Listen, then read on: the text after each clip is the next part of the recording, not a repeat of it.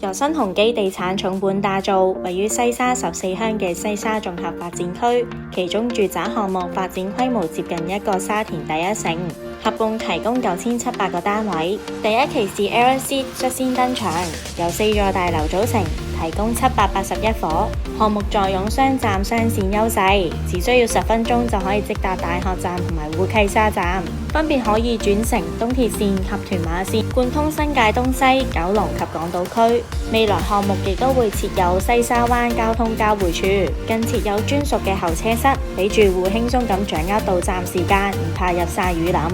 鄰近嘅西沙高柏集合飲食、娛樂、運動等各式各樣嘅店鋪，內有兒童遊樂場、寵物公園、多個球場等等，現已開幕。將來有更加多嘅大型商店進駐，設有水上活動中心、